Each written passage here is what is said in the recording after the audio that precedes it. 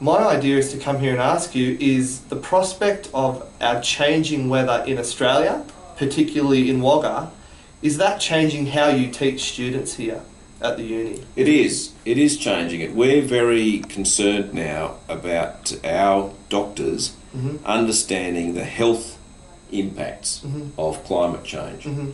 And in fact, last night, the executive director of the Climate Change Countdown from The Lancet. Now, The Lancet's a very famous medical journal, one of the most famous in the world. They've actually established an entire focus around climate change. And he was in Australia. Nick Watts was in Australia. And he spoke at Notre Dame in Sydney. And last night. And we broadcast the lecture here. Yeah.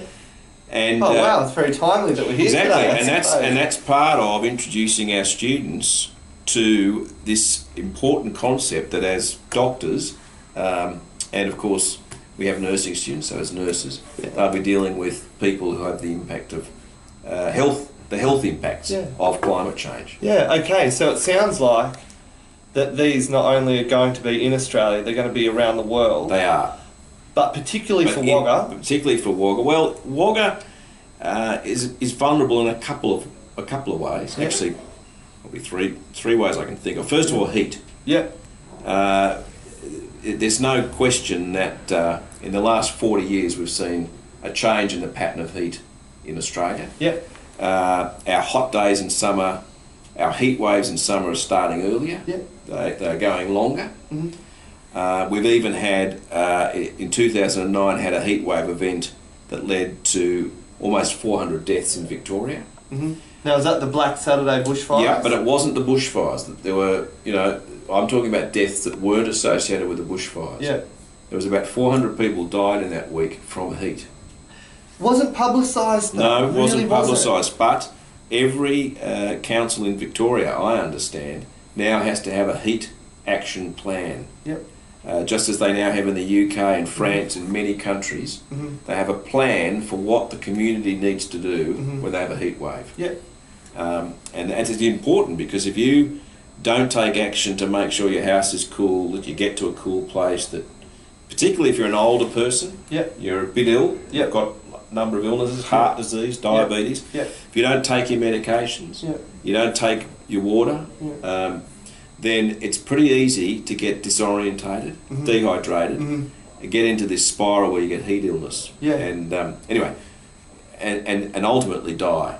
So communities need to recognise when a heat wave's happening, and take action to make sure that older people, vulnerable people, are protected, looked after, take their medication, kept cool, moved to cool environments if necessary. So a lot of responsibility. So they don't end up in the hospital. So the doctor, you want to look up. Yeah, they don't end up in the hospital or worse. They end up dying at home. Yeah, and end up in the morgue in the hospital. So heat's a big factor. I actually think the cities in Australia are more vulnerable because there's no capacity to cool.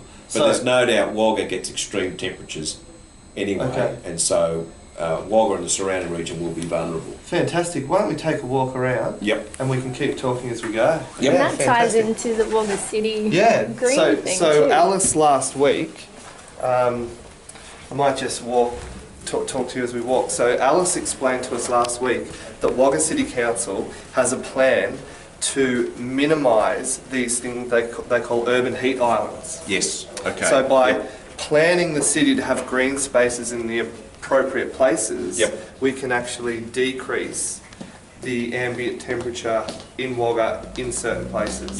So we can give people a way to keep, I suppose, what do you keep your core temperature down? Is that what you call it? Exactly right. You keep the core temperature down and you maximise your opportunity to let off heat. And you prevent the environment around you from accumulating heat. So that's fantastic. Actually. Fascinating.